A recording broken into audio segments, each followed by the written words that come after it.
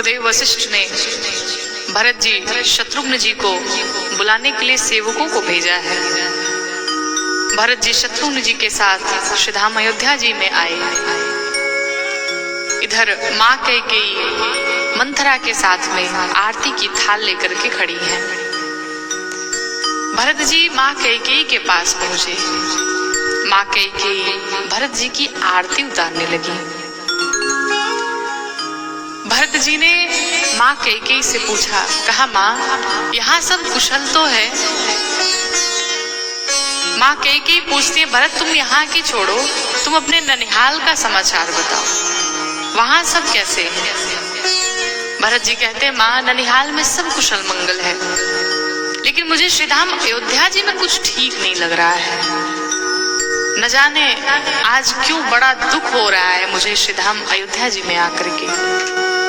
माँ कैकेयी ने पूछा, भरत ऐसा क्या हो गया, तुम्हें ऐसा क्यों लग रहा है? भरत जी कहते हैं, माँ जब हम पहले अयोध्या की गलियों में जाया करते थे तो यही अयोध्या के नगरवासी हमें देख करके प्रसन्न होते थे, मुस्कुराते थे, लेकिन आज न जाने जब मैं आ रहा था तो अयोध्या के जितने वासी हैं, जितने नगरवासी हैं, सब मुझे देख करके मुंह फेर लिए। जैसे लगता है मैंने मानो बहुत बड़ा अपराध कर दिया हो, मुझसे कोई बहुत बड़ी भूल हो गई हो। माँ आज मुझे न जाने ऐसा क्यों प्रतीत हो रहा है कि हमारी अयोध्या में सब कुशल नहीं है। आखिर बात क्या है? माँ कैकेयी ने भरत जी से कहा, भरत मैंने सब कुछ ठीक कर लिया था, मंथरा के सहयोग से सब अच्छा हो गया था, लेकिन बीच में ही ब्रह्मा जी ने थोड़ा सा काम बिगाड़ दिया। कहा क्या हुआ? कहा भरत आपके पिताजी नहीं रहे। जैसे ही भरत जी ने सुना कि पिताजी की मृत्यु हो गई है, भरत जी भूमि पर गिर पड़े कि तात तात तात पुकारी और परे भूमि तल व्याकुल भारी। भरत जी व्याकुल होकर के भूमि पर गिर पड़े। कहा माँ ये क्या हो गया? लगे विलाप करने। माँ कैकेयी बार बार समझाती हैं भरत जी को। तब तक भरत जी अपने अश्रुओं को पोंछ करके फिर से खड़े होकर के माँ कैकेयी से पूछते हैं, कहते माँ एक बात मुझे समझ में नहीं आई, ऐसा कैसे संभव है? पिताजी हमें अकेला छोड़ करके कैसे जा सकते हैं? बिना मेरे भैया राम के हाथों में मेरा हाथ दिए सौंपे वो मुझे छोड़कर नहीं जा सकते। कारण क्या रहा? पिताजी की मृत्यु हुई कैसे? और आपको बताऊं, भरत जी को बताने से पहले माँ कैकेयी स्वयं बहुत भयभीत हो गई। क्यों? क्योंकि माँ जानती थी कि अभी जैसे ही मैं बताऊंगी फिर आज के बाद भरत मुझे माँ नहीं कहेगा, मैं इसके मुख से माँ सुनना बंद हो जाएगा, नहीं सुन पाऊंगी मैं फिर कभी। माँ कैकेयी ने बहुत हिम्मत जुटाई और भरत जी से कहा, भरत आपके पिता महाराज दशरथ के पास हमारे 2 वरदान थे, बहुत पहले मैंने ले रखा था और आज वही वरदान मैंने मांग लिया आपके पिताजी से। पहला वरदान मांगा कि राम के स्थान पर भरत राजा बने, और दूसरा वरदान मैंने मांग लिया कि राम को 14 वर्ष का वनवास हो जाए।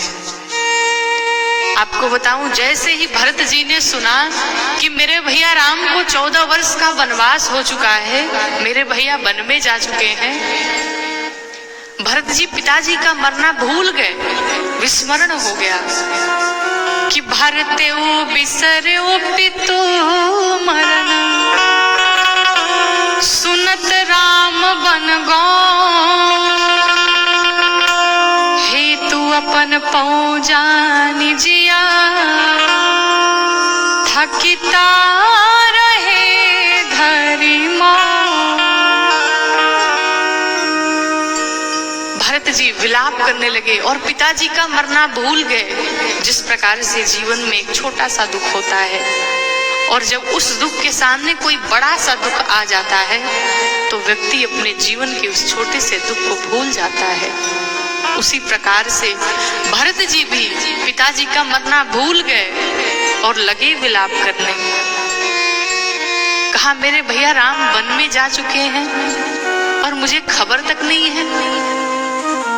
ये सब कुछ इस पापी भरत के कारण ही हुआ। शत्रुघ्न भैया, मंथरा वहीं थी, लगे मारने। भरत जी कहते हैं शत्रुघ्न इस बेचारी मंथरा को क्यों मारते हो? अरे अगर मारना हो तो इस पापी भरत को मारो, क्योंकि सारा अपराध इस भरत का ही है। सब कुछ इस भरत ने किया है। अगर आज ये भरत नहीं होता तो मेरे भैया राम वन को नहीं गए होते। तब तक भरत जी को स्मरण हो आया कि कहीं माँ कौशल्या तो मेरे विषय में ऐसा नहीं सोचती कि सब कुछ मेरे ही कारण हुआ। दौड़े भागे माँ कौशल्या के पास जा रहे हैं। उधर माँ कौशल्या पड़ी हुई है, विलाप कर रही है भगवान के वियोग में। जैसे ही भरत जी को आता हुआ देखा, भरत जी ने देखा कि माँ कौशल्या आ रही हैं, इधर माँ कौशल्या ने देखा कि भरत आ रहा है। राम जी और भरत जी बिल्कुल एक जैसे दिखाई पड़ते हैं, वो भी सांवले से, भरत जी भी सांवले से। माँ कौशल्या को मानो ऐसा प्रतीत हुआ कि मेरा राम ही चला आ रहा है। आंखों में जब अश्रु होते हैं, आंसू होते हैं, तो आंखों से साफ दिखाई नहीं पड़ता। उसी प्रकार से आज माँ कौशल्या के आंखों में अश्रु भरे हुए हैं और उन अश्रुओं के कारण माँ को धुंधला दिखाई पड़ रहा है। भरत जी को ही माँ ने देखा, माँ को ऐसा लगा कि मेरा राम ही चला आ रहा है। राम के पास दौड़ी भागी माँ कौशल्या जा रही हैं, उधर से भरत जी दौड़े भागे आ रहे हैं, लेकिन जाते जाते बीच में ही माँ कौशल्या गिर पड़ी है। भरत जी माँ कौशल्या को लेकर के और जाकर के एक स्थान पर बैठ गए हैं। माँ कौशल्या भरत जी को बारंबार समझाती है। भरत जी माँ कौशल्या से कहते हैं, माँ अगर मेरे भैया राम के बन जाने में इस भरत का थोड़ा भी सहयोग हो, थोड़ी भी सहमति हो, तो जो पाप गौ को मारने से लगता है, जो पाप गौ हत्या से लगता है, वो पाप इस भरत को लग जाए। जो पाप माता पिता की हत्या से लगता है, वो पाप इस भरत को लग जाए। संसार में जितने भी पाप हैं, वो सब पाप इस भरत को लग जाए, अगर मेरी थोड़ी भी सहमति हो। माँ कौशल्या भरत जी को बार बार समझाती, कहती भरत अब तू मुझे समझाएगा कि तेरा स्वभाव कैसा है, अब तू मुझे बताएगा। भरत मैं तुझे अच्छे से जानती हूँ। अरे संभव है कि मच्छर के पूंछ से सुमेर पर्वत उड़ जाए, ये संभव है। संभव है कि आकाश पाताल में विलीन हो जाए, ये भी संभव है। संभव है कि धरती अपना क्षमा भाव त्याग दे, अपनी शीतलता का भाव त्याग दे, ये भी संभव है। हो सकता है सूर्य आग के स्थान पर बिल्कुल शांत हो जाए, शीतल हो जाए, ये भी संभव है। लेकिन मेरा भरत अपने भैया राम को वन भेज दे, ये कदापि संभव नहीं है। मैं तुझे जानती हूँ। बार बार माँ कौशल्या भरत जी को समझाती है। भरत जी रोए जा रहे हैं और एक ही बात दिन रात रटते हैं, मोर जन्म रघुबर बन लागी। कहते हैं माँ मेरा जन्म ही भगवान राम भैया राम को वन में भेजने के लिए हुआ है। इसी बात को पकड़ करके दिन रात रोते हैं। गुरुदेव वशिष्ठ आए हैं, आकर के जो महाराज दशरथ का पार्थिव शरीर नाव में तेल भरवा करके सुरक्षित रख दिया गया था, उस महाराज के पार्थिव शरीर का अंतिम संस्कार श्री भरत जी द्वारा हुआ। गुरुदेव एक प्रकार से किसी भी विधि को करने के लिए कहते थे तो श्री भरत जी उसे 1000 प्रकार से पूर्ण करते थे। हर प्रकार से ढेर सारे दान पुण्य किए गए। त्रयोदश संस्कार संपूर्ण हुआ। एक श्रद्धांजलि सभा बिठाई गई। उस श्रद्धांजलि सभा में सारे अयोध्यावासी सब लोग उपस्थित थे। उस श्रद्धांजलि सभा में गुरुदेव बार बार भरत जी को समझा रहे हैं। भरत जी से कहते हैं, भरत आपके पिता सोचने योग्य नहीं है। सोचने योग्य 12 लोग हैं। गुरुदेव वशिष्ठ ने 12 लोगों के विषय में सोचने की बात कही। कौन कौन? कि सोची अभी जो वेद विहीना, सोची अभी जो वेद विहीना, तजिनी जधारा विषय लायलीना, तजिनी जधारा विषय लायलीना, सोची अनपति जो नीति न जाना, सोची अनपति नीति न जाना, जेहि न प्रजा प्रिय प्राण समाना, जेहि न प्रजा प्रिय प्राण समाना, भयो नाहि नय मोह निहारा, भयो नाहि नय मोह निहारा, भूप भरत जस पिता तुम्हारा, सौंपे हो राज राम के आगे, सौंपे हो राज राम के आगे, सेवा करे हो स्नेह सुहाए, सेवा करे हो स्नेह सुहाए, सेवा करे हो स्नेह सुहाए, सेवा करे हो स्नेह सुहाए। गुरुदेव वशिष्ठ ने कहा, भरत वो ब्राह्मण सोचने योग्य है जो ब्राह्मण कुल में जन्म लेने के बाद भी उसे वेद का ज्ञान नहीं हुआ, जो वेद न पढ़ पाए वो ब्राह्मण सोचने योग्य है। जो विषयों में लीन है वो ब्राह्मण सोचने योग्य है। भरत और तो और वो राजा सोचने योग्य है जो नीति पूर्वक राज्य नहीं करता और अपनी प्रजा को अपने प्राणों के समान प्रेम नहीं करता, वो राजा सोचने योग्य है। भरत वो वणिक सोचने योग्य है जो प्रतिदिन भगवान भोलेनाथ का अभिषेक न करे, वो वणिक सोचने योग्य है। वो वैश्य सोचने योग्य है जो धनवान होने के बाद भी धर्म कार्य में 1 रुपए खर्च न करे, वो वैश्य सोचने योग्य है। वो सेवक सोचने योग्य है जो मुखर हो, ज्ञानी हो, ज्ञान के अभिमान में ब्राह्मण का अपमान करे, वो सेवक सोचने योग्य है।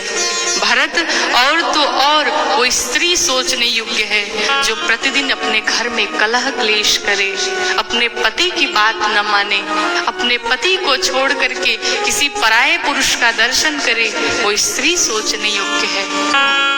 और तो और भरत वो गृहस्थ सोचने योग्य है जो अपने गृहस्थ जीवन का निर्वाह ना कर सके।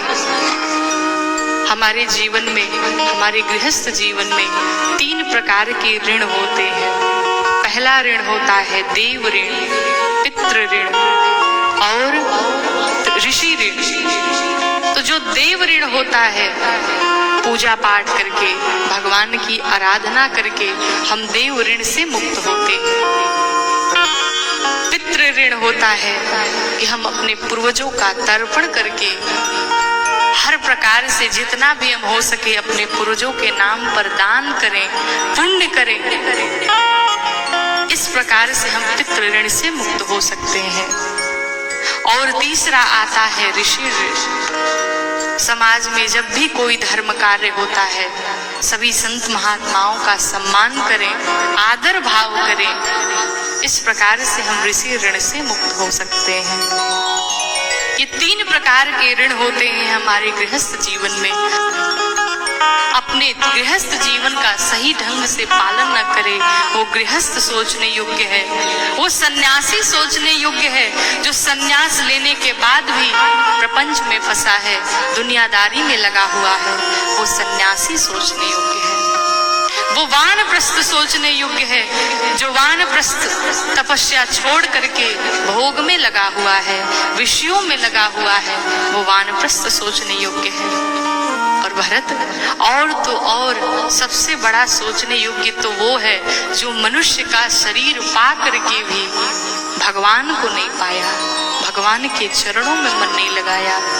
वो मनुष्य सोचने योग्य है। इस प्रकार से 12 लोगों के विषय में गुरुदेव ने ऐसी बात कही। कहा, भरत आपके पिता सोचने योग्य नहीं है। अरे आपके पिता जैसा ना कोई हुआ और ना है, ना कोई हो पाएगा। अरे जिसके 4 पुत्र हो, आप जैसे, राम जैसे, लक्ष्मण जैसे, शत्रुघ्न जैसे, क्या वो सोचने योग्य हो सकता है? भरत आप क्यों चिंता कर रहे हैं? आप व्यर्थ की चिंता कर रहे हैं। इन चिंताओं से दूर हटिए। और मैं तो इतना ही कहूंगा कि एक बात मान करके आपके भैया राम वन को चले गए और आप दूसरी बात मान करके, दूसरा वचन मान करके राजा बन जाइए। भरत जी मौन है, कुछ बोल नहीं रहे हैं। गुरुदेव वशिष्ठ भरत जी से कहते हैं, भरत एक काम करो, आप अभी राजा बन जाओ, अभी यही उचित है। और जब आपके भैया राम आएंगे तो आप उन्हें सब सौंप देना। भरत जी सोच रहे हैं, सभा के बीच में खड़े हुए और कहते हैं, गुरुदेव एक बात मैं आपसे पूछना चाहता हूँ। क्या अगर आप चाहते तो मेरे भैया राम रुक नहीं सकते थे? गुरुदेव वशिष्ठ कहते हैं, भरत अवश्य रुक सकते थे। अगर मैं कहता तो राम मेरी बात को नहीं टालते। भरत जी कहते, फिर रोका क्यों नहीं? गुरुदेव वशिष्ठ ने कहा, भरत कैकेयी ने वचन लेने से पूर्व ही राम की शपथ ले ली थी। महाराज दशरथ ने भगवान राम की शपथ लेकर के कहा था कि तुम जो भी 2 वरदान मांगोगी मैं तुम्हें दूंगा। और भरत अगर मैं राम को ले लेता, राम को रोक देता, तो फिर महाराज ने जो राम की शपथ ली थी वो मिथ्या हो जाती। इससे राम का हित नहीं होता, उसका अहित हो जाता। इस कारण मैंने राम को रोका नहीं। भरत जी कहता, अच्छा कोई बात नहीं, लेकिन गुरुदेव एक उपाय तो और था।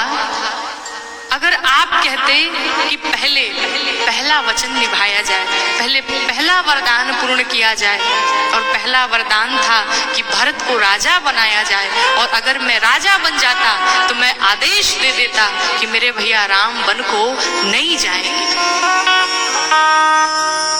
गुरुदेव ने बातें जब सुनी भरत जी की, भरत जी से गुरुदेव ने कहा, भरत आपने बिल्कुल सत्य कहा, मैं रोक सकता था, मैं ये कार्य भी कर सकता था, लेकिन मेरे मन में ऐसा विचार ही नहीं आया। भरत मुझे तो ऐसा लगता है कि आपके भैया राम ही वन को जाना चाहते थे। इसलिए जो हुआ पश्चाताप ना करें। आपके पिता अपने वचनों को निभाते निभाते अपने प्राणों की आहुति दे दिए राम के वियोग में। भरत जी कहते, नहीं गुरुदेव, मेरे पिता राम के वियोग में नहीं गए। मेरे पिता ने तो कहा था कि मुझे राम के पास छोड़ दो, मैं जीवित हो जाऊंगा, मैं रह लूंगा, वन में ही जीवन काट लूंगा, लेकिन कोई उन्हें पहुंचाया नहीं। मेरे पिता महाराज दशरथ तो मेरे लिए अपने प्राणों को त्याग दिए, कि मुझ जैसा जिनका पुत्र हो वो जीवित भी कैसे रह सकते हैं। सारा दोष हमारा ही है। गुरुदेव, आपने कहा कि यही उचित है कि मैं राजा बन जाऊं। जिस कार्य को करने में उचित और अनुचित देखना पड़ रहा है उससे किसी का भला नहीं होने वाला है। और एक व्यवहारिक रूप में आपको उदाहरण दूं, आप किसी भी व्यक्ति से अपने घर में, परिवार में किसी से आप पैसे उधार ले लीजिए, तो जो स्वरूप उसका लेते समय रहेगा, अगले दिन या फिर 10 दिन बाद या महीनों बाद जब आप उससे वो पैसे उधार मांगने जाएंगे तो फिर उसका स्वरूप बदल जाता है। उसे देना अच्छा नहीं लगता, जैसे लगता है ये उसका ही पैसा हो। या फिर घर में आप देख लीजिए, आप मालिक हो और अपने छोटे भाई को आप मालिक बना दीजिए। 1 महीने के बाद उससे चाबी वापस लेने जाएंगे, उसका चेहरा बदला हुआ दिखाई पड़ता है, वो दे नहीं पाता है, उसका मन बदल जाता है। भरत जी कहते हैं, गुरुदेव, जिस बात को, जिस कार्य को करने में उचित और अनुचित देखना पड़ जाए उस कार्य को मुझे नहीं करना।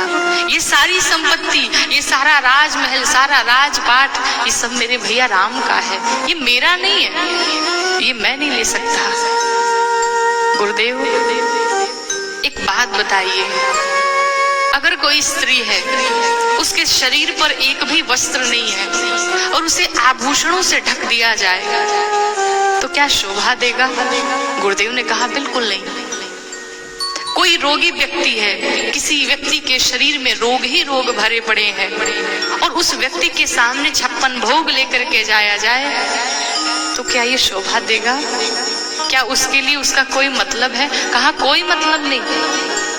किसी के मन में वैराग्य नहीं है, कोई भक्त नहीं है और उसके सामने धर्म की चर्चा की जाए, ब्रह्म की चर्चा की जाए, क्या उसके लिए कोई मतलब है? कहा, कोई मतलब नहीं।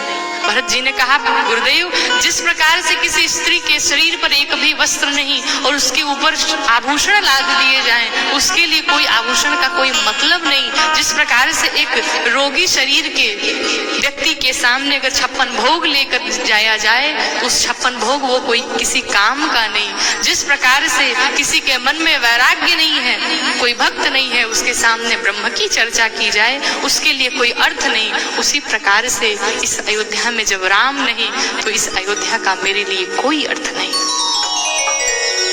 भरत जी ने हर प्रकार से समझाया गुरुदेव को।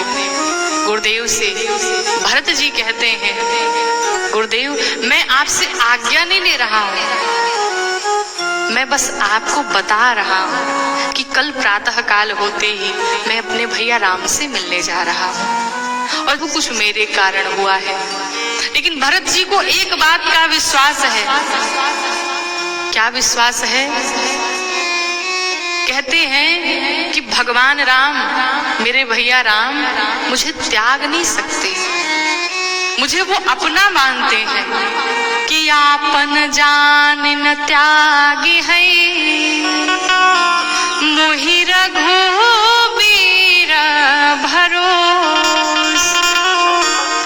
कहते हैं कि वो मुझे अपना जान करके मेरा त्याग नहीं कर सकते, मुझे इतना भरोसा है। और इसी अर्धाली में पूरा का पूरा भरत चरित्र समाया हुआ है। वो मुझे अपना जान करके त्यागेंगे नहीं। क्या हमको और आपको ऐसा विश्वास है भगवान पर कि भगवान मेरा ये कार्य अवश्य करेंगे? भगवान हमें कभी त्याग नहीं सकते। जिस दिन हमारा ये विश्वास भगवान पर बन जाएगा उसी दिन भगवान हमें प्राप्त हो जाएंगे। लेकिन अभी पूर्ण रूप से हम भगवान पर विश्वास नहीं कर पाते हैं। जब सब कार्य कर लेते हैं और जब बात नहीं बनती तब अंत में आकर के हम भगवान की शरण में आ जाते हैं और कहते हैं, प्रभु हमने तो करके देख लिया, अब सब कुछ आपके हाथों में है, अब सब आप करो। अंत में आने से बढ़िया है कि शुरुआत में ही हम कोई भी कार्य करें, कुछ भी करने जाएं तो सबसे पहले ठाकुर जी के चरणों में सब अर्पित कर दीजिए। प्रभु मैं जो कुछ भी करने जा रहा हूँ, करने कराने वाले तो सब आप हैं, मैं तो एक माध्यम मात्र हूँ। प्रभु अब जो कुछ भी करिएगा सब आप करिएगा, मैं कुछ नहीं कर पाऊंगा। अगर ऐसे करके चलेंगे तो सारे कार्य पूर्ण होंगे। भरत जी को विश्वास है, जैसे ही जितनी सभा के लोग थे, जैसे ही सबने सुना सब प्रसन्न हो गए। सब भरत जी से कहते, भरत जी हम भी चलेंगे। प्रातः काल होते ही सारी तैयारियां पूर्ण की कर ली गई। जितने अयोध्यावासी थे सब चल पड़े भरत जी के साथ। भरत जी अपने विश्वास पात्र जो सेवक थे उनको अयोध्या जी में ही रोक दिया। क्यों? क्योंकि भगवान की संपत्ति है, सब उसका ध्यान रखना, उसका ख्याल रखना। और बाकी लोगों को लेकर के भरत जी चल पड़े। जब वहां से निकले पूरी अयोध्या के साथ सारे नगरवासी सब निकल पड़े। एक बड़ा प्यारा पद है, आइए मिलके गाते हैं। कि भरत चले चित्रकूट हो रामा, राम को मनाने। भरत चले चित्रकूट हो रामा, राम को मनाने। भरत चले चित्रकूट हो रामा, राम को मनाने। भरत चले चित्रकूट हो रामा, राम को मनाने। भरत चले चित्रकूट हो रामा, राम को मनाने। राम को मनाने, अपने भैया को मनाने। राम को मनाने, अपने भैया को मनाने। राम को मनाने, अपने भैया को मनाने। राम को मनाने, अपने भैया को मनाने। भरत चले चित्रकूट हो रामा, राम को मनाने। भरत चले चित्रकूट हो रामा, भैया को मनाने।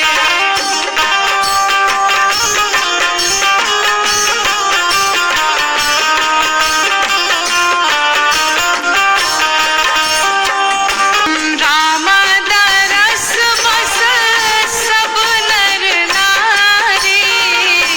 राम दरस बस सब नर नारी। राम दरस बस सब नर नारी।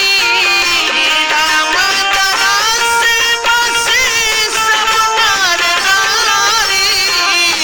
जनु करी करनी चले तक बारी। जन करी करनी ले तक बारी। सानो जा भरता पया दे जानी। सानो जा भरता पया दे जानी। संग साधक सिद्ध सयाने हो रामा, राम को मनाने। संग साधक सिद्ध सयाने हो रामा, राम को मनाने। भरत चले चित्रकूट हो रामा, राम को मनाने। भरत चले चित्रकूट हो रामा, राम को मनाने। भरत जी सभी अयोध्यावासियों के साथ चित्रकूट धाम चल पड़े। गोस्वामी जी कहते हैं करी करनी, इसका अर्थ हाथी और हथिनी। जिस प्रकार से हाथी और हथनी पानी की तलाश में हजार हजार किलोमीटर दूर तक चले जाते हैं। उसी प्रकार से आज भरत जी सभी अयोध्या वासियों के साथ चल पड़े। अच्छा, हाथी हथनी को पता होता है क्या कि यहाँ पे आगे जाकर के सरोवर है? अभी अभी वैज्ञानिक द्वारा जब ये शोध हुआ है तो वैज्ञानिकों ने भी प्रूव कर दिया क्या कि हाथी और हथनी जो होते हैं वो अपने बच्चे को, जो दिमाग में उनका डाटा होता है, जो माइंड होता है, उसे अपने बच्चे में कन्वर्ट कर देते हैं, अपने बच्चे को दे देते हैं। ये अभी अभी वैज्ञानिक लोगों ने शोध करके बताया और हमारे तुलसीदास जी महाराज ने इस बात को 500 साल पूर्व ही लिख दिया। एक हाथी एक ऐसा पशु है जो अपने बच्चे को माइंड कन्वर्ट करता है। वही गोस्वामी जी कहते हैं कि उसी प्रकार से भरत जी सारे अयोध्या वासियों के साथ चित्रकूट धाम निकल पड़े। भरत जी चले जा रहे हैं, जितने लोग थे सब रथ पर सवार होकर के जा रहे हैं। भरत जी से कहा गया, भरत जी आप भी रथ पर चढ़ जाइए। भरत जी मन ही मन विचार करते हैं कि मेरे भैया राम वो तो पैदल ही गए होंगे, फिर मैं कैसे, मैं तो सेवक हूँ, मैं कैसे रथ पे जा सकता हूँ। भरत जी पैदल पैदल ही चले जा रहे हैं, लेकिन ये किसी को दिखाई नहीं पड़ रहा। सबको ऐसा प्रतीत हो रहा है कि भरत जी रथ पर ही सवार हैं। भरत जी के पांव में छाले पड़े हैं। जिस प्रकार से कमल की पंखुड़ियों पर ओस की बूंदें होती है, उसी प्रकार से आज भरत जी के पांव में छाले पड़े हैं। जिस प्रकार से कमल सरोवर के मध्य में निकलता है, उसी प्रकार से भरत जी के पांव भी तो नील कमल जैसे हैं, सांवले से नीले नीले दिखाई पड़ रहे हैं। और उसी नीले नीले पांवों में अंदर जो छाले पड़े हुए हैं, कमल के जैसे पांव हैं, और उन पांवों पर मानो वो छाले ओस की बूंदों जैसी प्रतीत पड़ रहे हैं। जब छाले फट जाते हैं तो उसमें से पानी निकल जाता है। उसी प्रकार से मानो ऐसा प्रतीत हो रहा है कि कमल के फूल पर ओस की बूंदें पड़ी हुई हैं। भरत जी चले जा रहे हैं, चले जा रहे हैं। गोस्वामी जी कहते हैं कि भरत जी आगे गए हैं तमसा नदी के तट पर, फिर धर निषाद राजगो से मिलना हुआ, संपर्क हुआ। निषाद जी भी साथ में चल पड़े। जब रास्ते में गए हैं तो जाते समय धरती मैया बिल्कुल शीतल हो गई। सूर्य देव ने छाया कर ली, वट वृक्ष छाया करते जा रहे हैं। किसी ने गोस्वामी जी से पूछा कि क्या भरत जी राम जी से ज्यादा कोमल थे? क्या उनके पांव भगवान राम से भी कोमल हैं? गोस्वामी जी कहते हैं कि भगवान राम से भरत जी के पांव कोमल नहीं है, लेकिन भगवान राम जब जा रहे थे तो उस समय भी धूप निकली हुई थी, उस समय छाया नहीं हुई थी। लेकिन भगवान राम जाते समय उन वट वृक्षों से, धरती मैया से, आकाश से, सूर्य देव से सबसे निवेदन किए, कहे हे प्रभु, हे वट वृक्षों, एक निवेदन है हमारा। क्या निवेदन है? जितना कष्ट मुझे हो रहा है, पैदल जब हम चल रहे हैं मेरे पांव जल रहे हैं, मेरे पांव में छाले पड़ गए हैं, तो ये जो कष्ट मुझे हो रहा है, ये कष्ट मेरे भरत को ना हो। वट वृक्षों ने पूछा, प्रभु क्या आपके भी पांव से कोमल भरत जी के कोमल पांव हैं? राम जी ने कहा मेरे पाँव से ज्यादा कोमल तो नहीं, लेकिन मेरा भरत अगर इतना कष्ट झेल लिया तो मेरा भरत भी ये सोचेगा कि जितना कष्ट आज मुझे हो रहा है उतना ही कष्ट मेरे प्रभु श्री राम को हुआ होगा, और वो ये कष्ट कदापि नहीं सहन कर सकता। इसलिए जब भरत जी चल रहे हैं तो सब छाया करते चल रहे हैं, धरती मैया शीतल हो गई, सूर्य देव ने अपना प्रकाश कम कर लिया। कहने का अर्थ है भगवान अपने तो दुख सहन कर सकते हैं, स्वयं कष्ट झेल सकते हैं, लेकिन अपने भक्तों को कभी कष्ट में नहीं देख सकते, कभी कष्ट में नहीं देख सकते। भरत जी की ये दशा देख करके इंद्रदेव सभी देवताओं के पास गए, कहे भरत जी को कोई रोकता क्यों नहीं है? अगर वो इस स्थिति में पहुंच गए भगवान श्री राम के पास तो भगवान राम वन में नहीं रुक पाएंगे, इनकी बात को नहीं टाल पाएंगे, वो अवश्य श्री राम अयोध्या जी चले आएंगे, और अगर प्रभु श्री राम अयोध्या आ गए तो रावण का वध कैसे होगा? इंद्रदेव के गुरु बृहस्पति कहते हैं, इंद्र क्या आपको लगता है कि भरत जी ही राम जी को याद करते हैं? भरत जी जा रहे हैं राम जी से मिलने के लिए? कदापि नहीं। राम जी वहां बैठे बैठे भरत जी को भी याद कर रहे हैं। पूरी दुनिया भगवान राम को याद करती है, भगवान राम का स्मरण करती है, लेकिन इधर राम जी चित्रकूट में बैठे बैठे भैया भरत जी को याद कर रहे हैं, उन्हें बुला रहे हैं। इसलिए कोई संदेह ना करिए। देखिए एक बार की बात है, श्री हनुमान जी महाराज और भरत जी बैठे हुए थे, तो नारद जी श्री हनुमान जी महाराज के पास गए। वहां जाने के बाद से कहे आपको पता है सबसे बड़ा भगवान राम का भक्त कौन है? कहा कौन है? तो सबसे बड़ा भगवान का भक्त मैं ही हूँ। कहा कैसे पता? जाइए पूछ करके आइए कि सबसे बड़ा भगवान का भक्त कौन है। नारद जी पहुंचे भगवान राम के पास, कहे प्रभु जिस रजिस्टर में भक्तों की लिस्ट है जरा वो रजिस्टर मुझे दिखा दीजिए।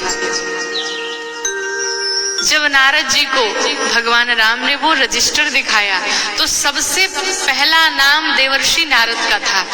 अब तो खुशी के मारे लगे नाचने झूमने, आए दौड़े भागे भरत जी के पास, श्री हनुमान जी महाराज के पास आकर के कहते हैं कि आप लोग कहते थे कि मैं भगवान का सबसे पहला नंबर 1 वाला भक्त नहीं हूँ, देखो रजिस्टर देख करके आया हूँ और सबसे पहला मेरा ही नाम है। और सबसे बड़ी बात तो यह है कि आप दोनों का तो कहीं नाम ही नहीं अंकित है। अच्छा, श्री हनुमान जी महाराज ने कहा देवर्षि नारद एक बात बताइए, आपने कौन सी डायरी देखी? तो देवर्षि नारद ने कहा कि वही जो बड़ा वाला रजिस्टर था वही मैंने देखा। कहा बड़ा वाला देखा? अरे भगवान राम के पास एक पॉकेट डायरी है, छोटी सी डायरी है, जरा उस डायरी को तो देखिए। दौड़े भागे गए और जब पहुंचे भगवान राम के पास, कहा प्रभु कोई छोटी सी डायरी भी रखे हैं क्या आप, पॉकेट डायरी? तो भगवान राम ने कहा कि बिल्कुल है, दिखाओ। भगवान राम ने वो पॉकेट डायरी दिखाई और उस डायरी में सिर्फ 2 नाम ही अंकित थे, एक श्री हनुमान जी महाराज के, एक श्री भरत जी के। जब देवर्षि नारद ने सिर्फ 2 नाम देखे तो देवर्षि नारद ने पूछा भगवान राम से, कहा प्रभु उस बड़ी वाली डायरी में इतने सारे भक्तों की लिस्ट है और इस छोटी सी डायरी में मात्र 2 लोगों का नाम अंकित है, ऐसा क्यों? भगवान राम ने बड़ा सुंदर उत्तर दिया। भगवान राम कहते हैं देवर्षि नारद, जो बड़ी वाली डायरी आपने देखी उसमें संसार के जितने भक्त हैं उन सबका नाम अंकित है, लेकिन वो मुझे याद करते हैं। और इस पॉकेट डायरी में, जो छोटी सी डायरी में जो 2 नाम अंकित है, इन्हें मैं याद करता हूँ। फर्क सिर्फ इतना ही है कि संसार वाले मुझे याद करते हैं, लेकिन इन भक्तों को, इन 2 भक्तों को स्वयं मैं याद करता हूँ। देखिए ये सूत्र है जीवन का।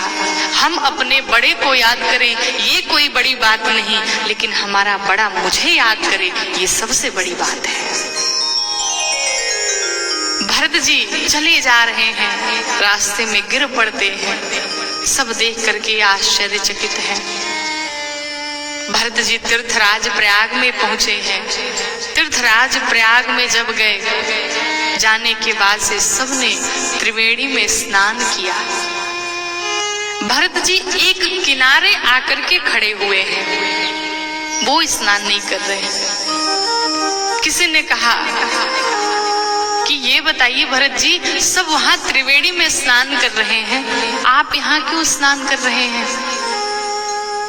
भरत जी ने कहा कि वहां गंगा, यमुना, सरस्वती, इन तीनों का संगम है और मैं सरस्वती से मिलना नहीं चाहता। क्यों? क्योंकि सारा कारण उन सरस्वती के कारण ही हुआ।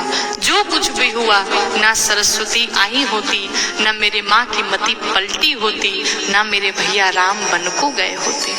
मैं उस सरस्वती से नहीं मिलना चाहता जो मेरे भगवान से मुझे दूर कर दे। ऐसे ज्ञान की कोई आवश्यकता नहीं जो आपको भगवान से ही दूर कर दे। ऐसा ज्ञान भी होना जरूरी नहीं है। भरत जी अकेले स्नान कर रहे हैं। त्रिवेणी मैया प्रसन्न हुई भरत जी से, कहती है भरत जी आपको क्या चाहिए? आप जो मांगिए मैं सो दूंगी आपको। भरत जी ने त्रिवेणी मैया से मांगा, हे माँ मुझे यही वरदान दो कि दिन प्रतिदिन मेरा भगवान राम के चरणों में प्रेम बढ़ता जाए। और हे माता, मैं भगवान से इतना प्रेम करता हूँ, इतना अगाध प्रेम है, ये मेरे प्रभु श्री राम न जान पाए। माँ ने आशीर्वाद दिया है भरत जी को। भरत जी जब यमुना जी को देखते हैं तो भगवान राम की याद आ जाती है। गंगा मैया का वो जब धवल स्वरूप देखते हैं तो जानकी मैया की याद आ जाती है। भरत जी के नेत्रों में आंसू हैं। भगवान को याद करते हुए वहां से माँ को प्रणाम करके निकले हैं। भरद्वाज जी से मिले, रास्ते में आगे गए हैं। जो नगरवासी थे आगे चल के सभी नगरवासियों को लेकर के चल पड़े हैं और अंत में चित्रकूट धाम के पास पहुंचे। इधर निषाद राजगुह ने दिखाया भरत जी को कि कामदगिरी पर्वत, जो पर्वत शिरोमणि कामदगिरी है, उनका दर्शन कराया। वहीं पर बगल में पैस्वनी नदी के तट पर सभी निवास करते थे। इधर लक्ष्मण जी, जब भरत जी के आने का उन्हें संदेश पहुंचा, लक्ष्मण जी क्रोधित हो गए। क्रोधित हो करके लगे धनुष बाण उठा लिए, कहे आज भरत को मैं मृत्यु दंड दूंगा। अगर आज ब्रह्मा भी आ गए तो भरत को कोई बचा नहीं सकता है। आकाशवाणी हुई, लक्ष्मण जी हम जानते हैं आप बहुत बड़े बलशाली हैं, धनुर्विद्या में पारंगत हैं, लेकिन कोई भी कार्य सोच समझ करके करना चाहिए। ऐसा कोई कार्य न करें कि बाद में चल के आपको पछताना पड़े। लक्ष्मण जी दौड़े भागे आए हैं भगवान राम के पास।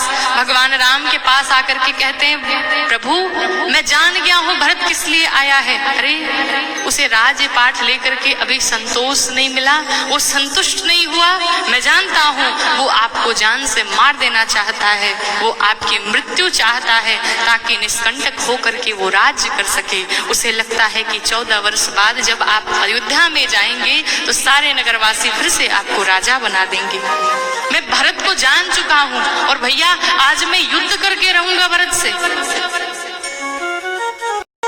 भगवान राम लक्ष्मण जी को समझाते हैं, कहते हैं लक्ष्मण कैसी बातें कर रहे हो?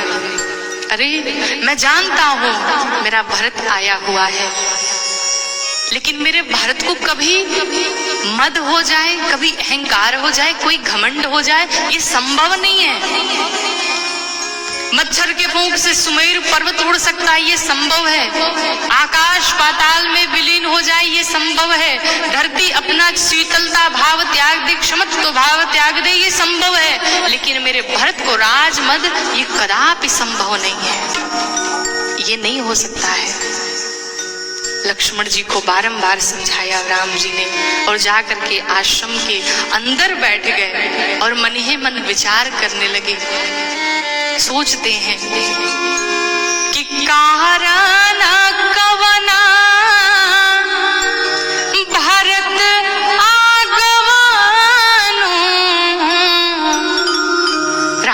सोचने लगे कारण क्या है, मेरा भरत क्यों आया है, किस लिए आया है। भरत अगर आ गया और मुझसे कह दिया प्रभु हे भैया आप चलिए अयोध्या वापस, तो मैं अपने भरत को निरुत्तर रह जाऊंगा, उसे उत्तर देने में मैं कुछ बोल नहीं पाऊंगा, मैं मना नहीं कर पाऊंगा। लेकिन उसी क्षण फिर रो करके प्रसन्न भी हो गए। क्यों? क्योंकि भारत कहे माहो साधु सयानो। राम जी को विश्वास है आने दो कोई बात नहीं। क्यों? क्योंकि मेरा भरत मेरे कहने में रहता है, मैं जो कहूंगा वो जरूर मानेगा। भगवान राम को लक्ष्मण जी पर विश्वास नहीं है, इतना विश्वास लक्ष्मण जी पर भी नहीं है, क्योंकि लक्ष्मण जी कभी ना कभी अपने मन वाली कर ही देते हैं। लेकिन भरत जी पर पूर्ण रूप से विश्वास है। हमारे और आपके जीवन में भी ऐसा व्यवहार बनाइए कि हमारे जो भी ज्येष्ठ हैं, हमसे जो भी श्रेष्ठ हैं, उन्हें हमारे ऊपर विश्वास होना चाहिए कि मैं जो कहूंगा, मैं जो करूंगा वो बात मेरी अवश्य मानेगा। भरत जी के ऊपर राम जी को परम विश्वास है कि मुझे विश्वास है आने दो कोई बात नहीं, मैं जो भरत से कहूंगा वो अवश्य मानेगा। राम जी प्रसन्न हो गए। भरत जी उसी समय शत्रुघ्न जी के साथ आकर के आश्रम के द्वार पर खड़े हो गए कि पाही नाथ कही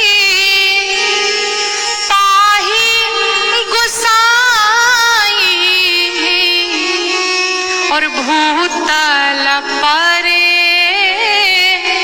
लकुट की नाई। जिस प्रकार से लाठी को अगर खड़ा कर दिया जाए और उसे सीधे छोड़ दिया जाए, उसी प्रकार से भरत जी बिल्कुल खड़े थे और गिर पड़े भूमि पर। पाहि माम प्रभु पाहि माम प्रभु पाहि माम। लगे भगवान राम को पुकारने। इधर लक्ष्मण जी दौड़े भागे गए भगवान राम के पास। लक्ष्मण जी जा करके कहते हैं कि भैया भरत प्रणाम कीन्हर भुना था।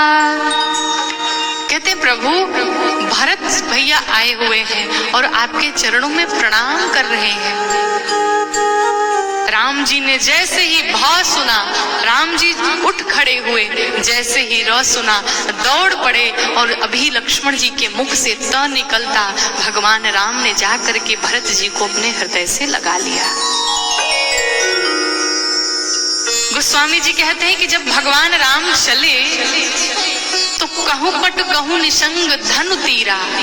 भगवान राम जब दौड़े तो उनका जो पटका था वो गिर पड़ा, धनुष बाण गिर पड़े, तरकस गिर पड़े, चार चीजें भगवान राम की गिर पड़ी है। उठे राम सुनि प्रेम अधीरा, कहूं पट कहूं निसंग धनु तीरा। पटका गिरा। लक्ष्मण जी से कहता लक्ष्मण जी आपको पता है मैं क्यों गिरा? लक्ष्मण जी ने कहा क्यों गिरा? पटके ने लक्ष्मण जी से कहा लक्ष्मण जी जब भाई भाई से मिलने जाता है तो बीच में किसी को बाधक नहीं बनना चाहिए। अगर भगवान राम मुझे अपने कंधे पर लेकर के जाते तो भरत जी को अपने हृदय से जब लगाते तो उस समय बीच में मैं आ जाता, इसलिए मैं गिर पड़ा। धनुष बाण ने लक्ष्मण जी से कहा लक्ष्मण जी आपको पता है मैं क्यों गिरा? कहा क्यों गिरा? धनुष बाण ने कहा लक्ष्मण जी नियम है कि जब भाई भाई से मिलने जाए तो प्रेम से जाए, जब भाई भाई से मिलने जाता है तो अस्त्र और शस्त्र लेकर के कदापि नहीं जाता, इसलिए हम दोनों गिर पड़े, सब के सब गिर पड़े। भगवान राम जाकर के भरत जी को अपने हृदय से लगा लिए। लेकिन कहते हैं बड़ा सुंदर भाव है कि भरत जी भूमि पर पड़े हुए हैं और उठ नहीं रहे हैं। भगवान राम उन्हें बार बार उठाने का प्रयास कर रहे हैं, लेकिन भरत जी नहीं उठे। कहे भैया किस प्रकार से आपको ये चेहरा मैं दिखाऊं, कौन सा मुख दिखाऊं मैं आपको? ये कलंकित चेहरा मैं आपके सामने नहीं ला सकता। जो कुछ भी हुआ सब मेरे कारण हुआ। राम जी कहते भरत कोई बात नहीं, तुम मुझे मत देखना, एक बार मेरे हृदय से तो लग जाओ। भरत जी को उठा करके भगवान राम ने अपने हृदय से लगा लिया कि बरबस लिए उठाई उर लाए कृपा निधान, और भरत राम के मिलन लखी बिसरे सब ही अपार।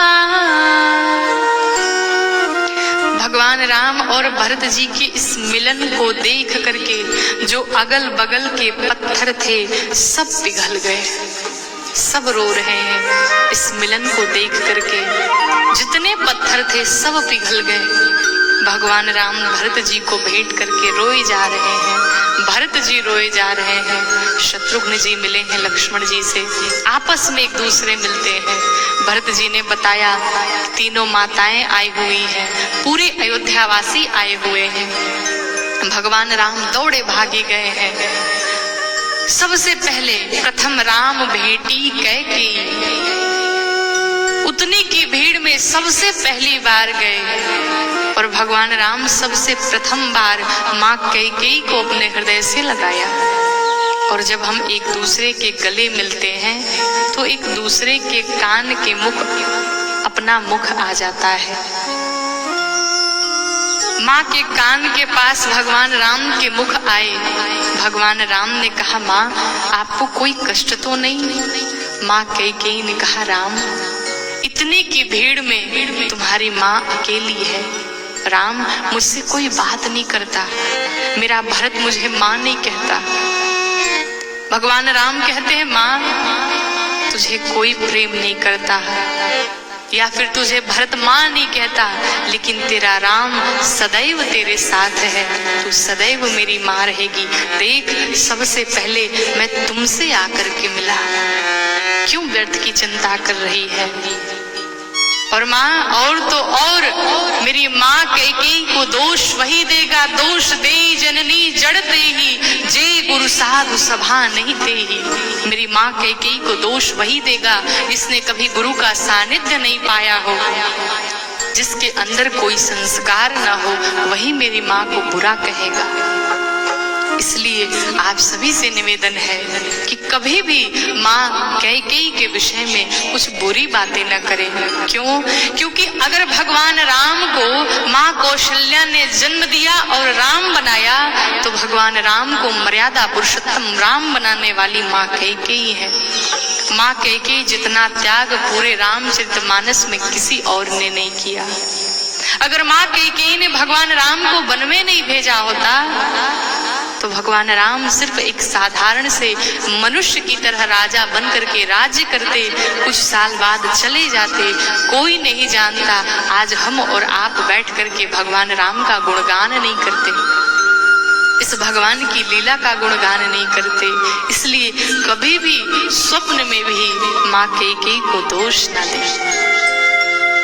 अब देखिए यहाँ पर भरत जी और राम जी के इस भरत मिलाप में 5 सभाएं बैठाई गई, 5 सभाएं हुई हैं। पहली सभा बैठाई गई। पहली सभा में गुरुदेव वशिष्ठ ने राम जी से बताया राम आपके पिता नहीं रहे, महाराज दशरथ का महाप्रयाण हो चुका है। आज भगवान राम इतना विलाप किए हैं, पूरी सभा इतना विलाप की है, किसी ने एक तिनका नहीं खाया, किसी ने अन्न जल तक ग्रहण नहीं किया, पूरा दिन बीत गया।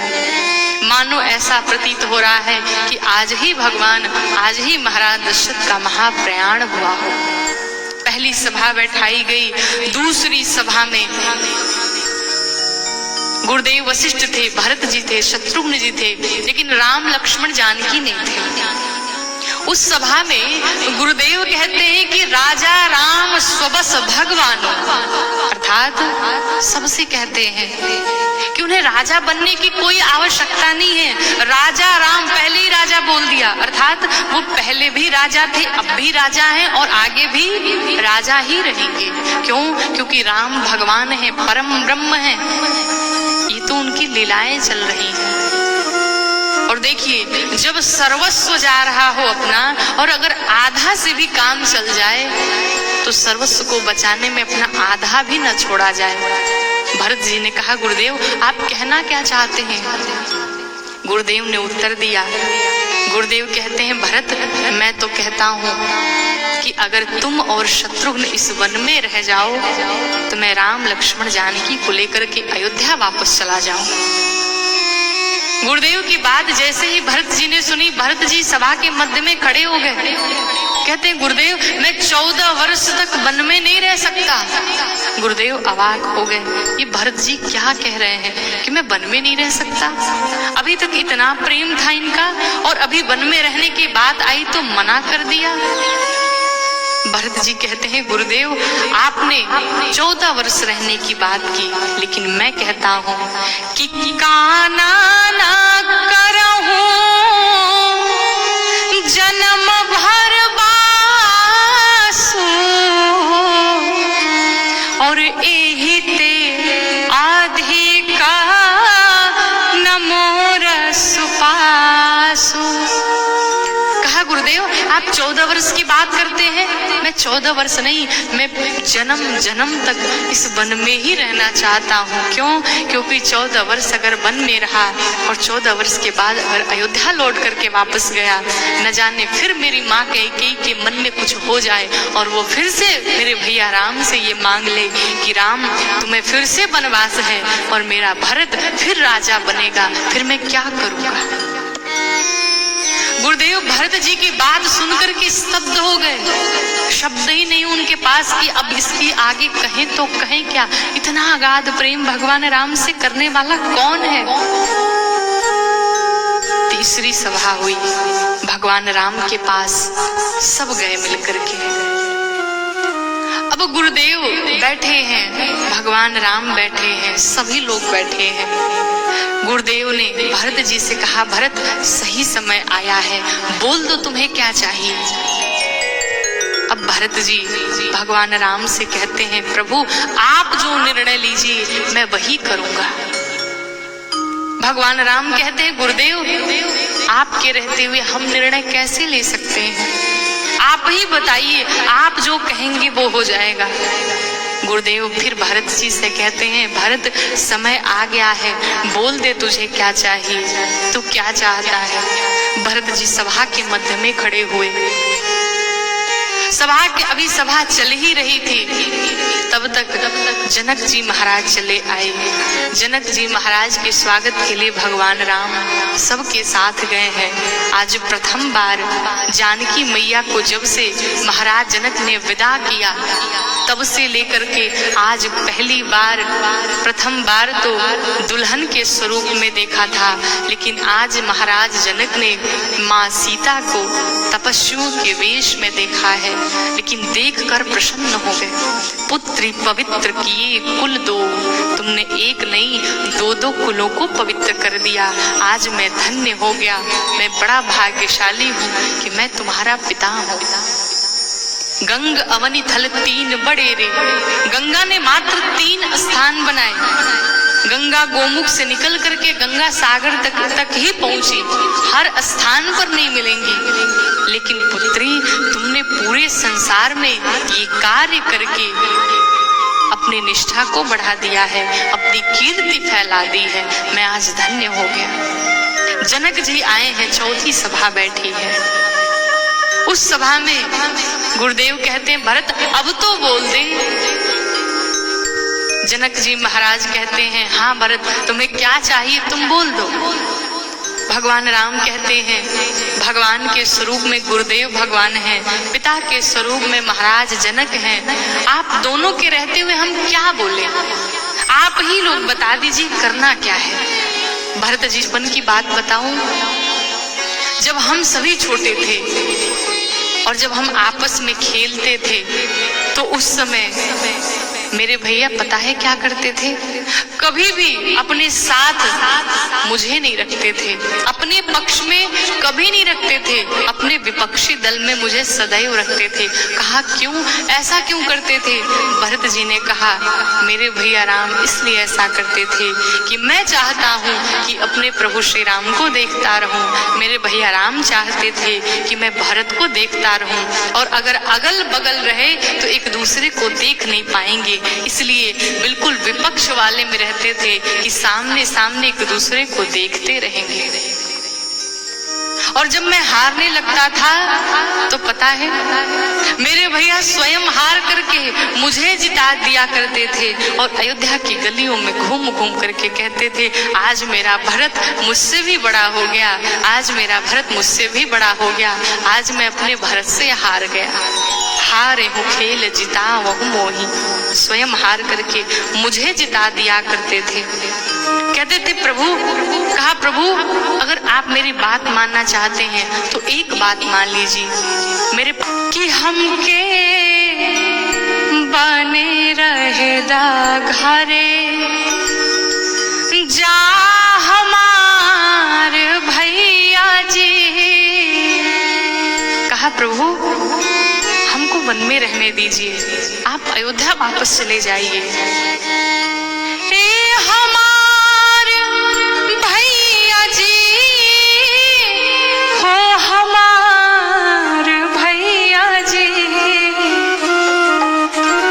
तो हमके बने रहेदा घरे जा हमार भैया जी। हम भरत जी ने कहा प्रभु ये 4 प्रस्ताव हैं, जो समझ आए आप मान लो। आप मुझे वन में रहने दो, सभी लोग जाओ अयोध्या वापस, या तो हम और शत्रुघ्न इस वन में रुक जाते हैं, आप माँ जानकी लक्ष्मण के साथ अयोध्या वापस चले जाइए। अगर ये भी नहीं मानना तो जिस प्रकार से 3 रह रहे हैं उसी प्रकार से एक और बढ़ जाएगा, हम 4 हो जाएंगे। इतनी सी बात मान लो आप। राम जी नहीं माने, मना कर दिया। जनक जी से पूछा गया क्या किया जाए, लेकिन सबको उचित तो यही लगता है कि भरत जी अयोध्या वापस चले जाएं और राजपाट को संभालने। राम जी 14 वर्ष के लिए वन में ही रुक जाएं। लेकिन भरत जी से कहे तो कहे कौन, कोई हिम्मत नहीं जुटा पा रहा भरत जी का इतना प्रेम देख करके। चौथी सभा हुई, उस सभा में फिर सब एक दूसरे से कह रहे हैं आप कहिए तो आप कहिए, गुरुदेव भगवान जनक जी से जनक जी, राम जी से राम जी, भरत जी से। अब भरत जी विचार करने लगे करें तो करें क्या। भरत जी अंत में कहते हैं प्रभु आप जो कह देंगे मैं वही करूंगा, आप कहिए क्या करना है। भरत जी राम जी से कहते हैं कि जहां ले चलोगे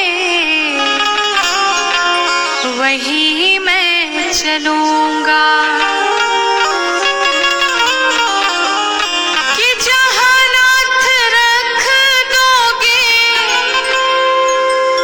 जहां नाथ रख दोगे वहीं मैं रहूंगा, जहां ले चलोगे वहीं मैं चलूंगा, जहां ले चलोगे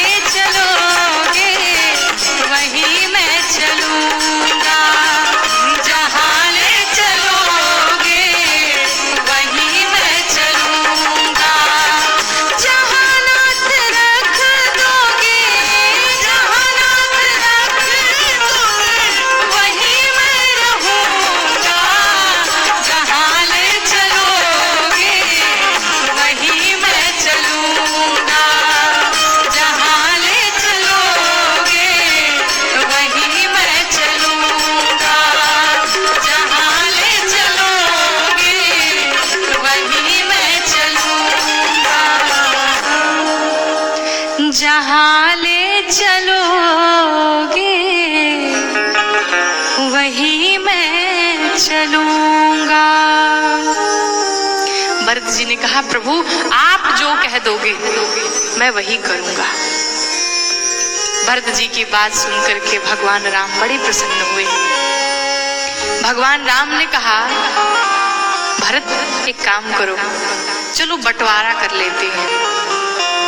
जैसे ही भरत जी ने सुना बंटवारा, कहा प्रभु क्या हो गया आपको, आप हमसे बंटवारा करेंगे? भगवान राम ने कहा भरत बंटवारा संपत्ति का नहीं, बंटवारा विपत्ति का कर लेते हैं। आज हमारे अयोध्या पर विपत्ति आई हुई है, चल हम दोनों मिलकर के तू अयोध्या को संभाल ले, मैं वन को संभाल लूं। इस विपत्ति को बांट लिया जाए। बांट ही विपत्ति सब ही मोहि भाई। थोड़ा थोड़ा करके सब लोग बांट लेते हैं, फिर ये दिन कब निकल जाएंगे पता नहीं चलेगा।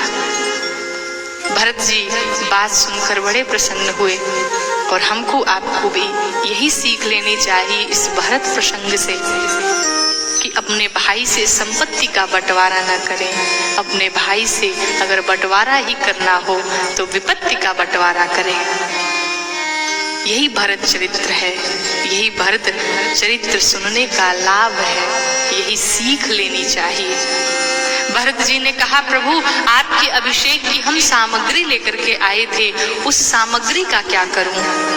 भगवान राम ने कहा अत्रि मुनि बैठे हुए हैं, पूछ लो उनसे, वो जो कहें वही करो। भरत जी ने अत्रि मुनि से पूछा है। अत्रि मुनि ने भरत जी को आदेश दिया। वहीं पर एक कूप था, एक कुआं था। कहा अभिषेक की जो भी सामग्री है ले जाकर के उसी कूप में डाल दीजिए। भरत जी उस अभिषेक की सामग्री को ले जाकर के उस कुएं में डाल दिए और तभी से उस कुएं का नाम पड़ गया भरत कूप। आप चित्रकूट धाम में जाएंगे तो वहीं पर आपको श्री भरत कूप भी मिलेगा।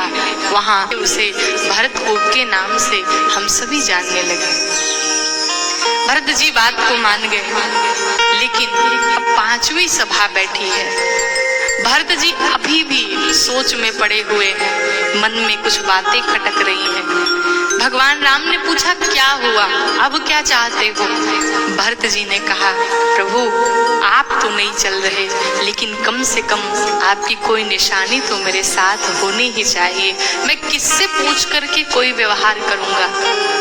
और ऐसा संत महात्माओं का चिंतन है कि जब भगवान राम पैदल गए थे, वन में आ रहे थे, उस समय उन्होंने खड़ाऊ नहीं पहन रखा था। लेकिन जब भरत जी ने निशानी की बात की तो उस समय भगवान राम ने स्वयं को पादुकाओं के रूप में ही परिवर्तित कर दिया और कहा ऐसा जाता है कि वहीं पर भगवान राम का पादुका अवतार हुआ। बोलिए पादुका भगवान की। वहीं पर भगवान का पादुका अवतार हुआ।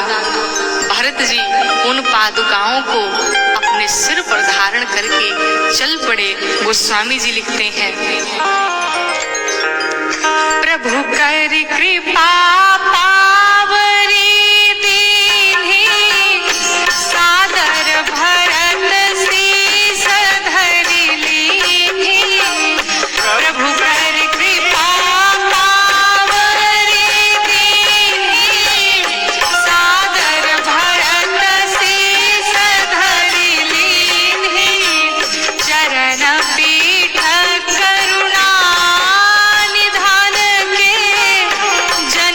गजा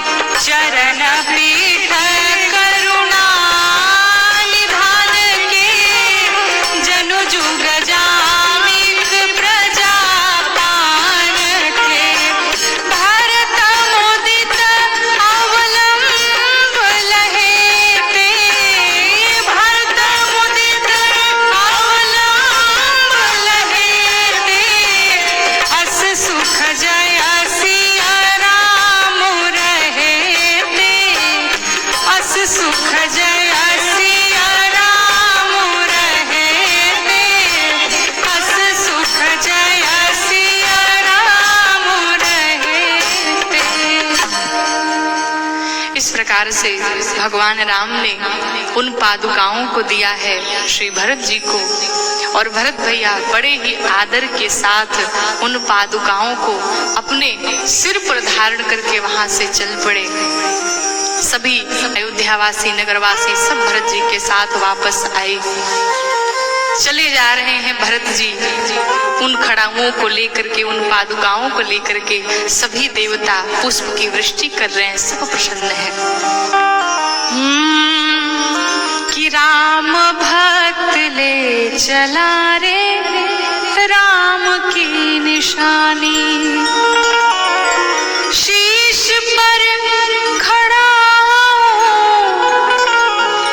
और अखियों में पानी, राम भक्त ले चला रे राम की निशानी, राम भक्त ले चला रे राम की निशानी, राम भक्त ले चला रे राम की निशानी, शीश पर खड़ा अखियों में पानी, राम भक्त ले चला रे राम की निशानी, राम भक्त ले चला रे राम की निशानी।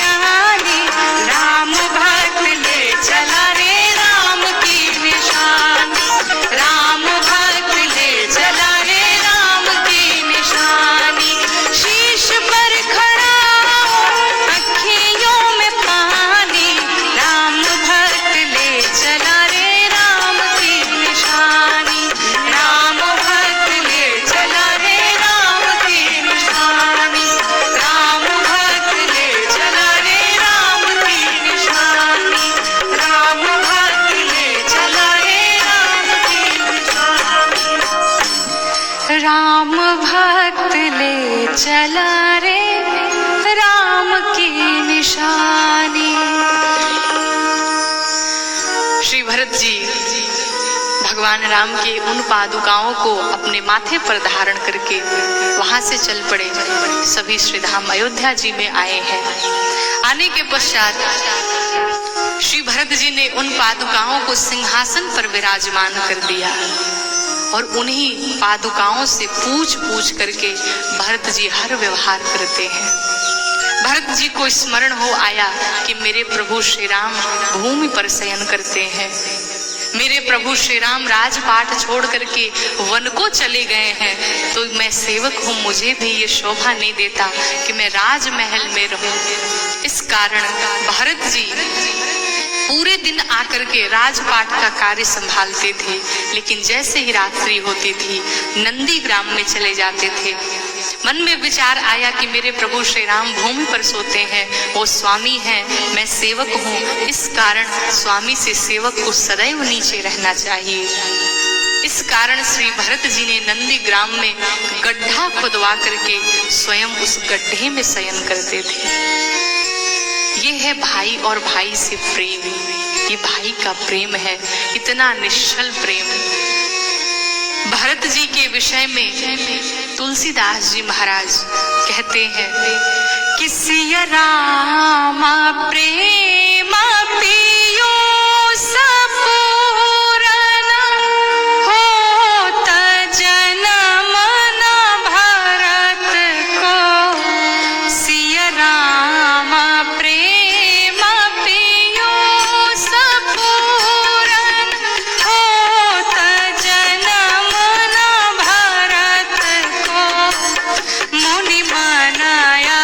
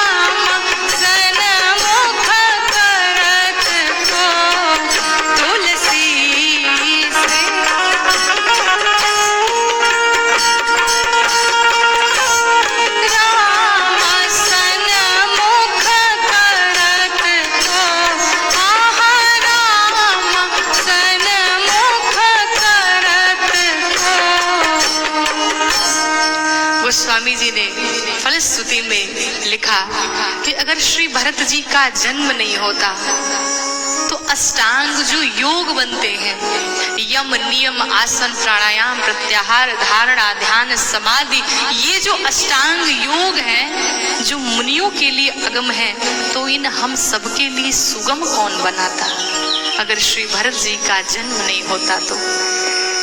अगर श्री भरत जी का जन्म नहीं होता तो इस मूर्ख तुलसी के सामने भगवान श्री राम को हठ पूर्वक लाके खड़ा कौन करता अगर श्री भरत जी का जन्म नहीं होता तो। अंत में बाबा कहते हैं कि भरत चरित करिने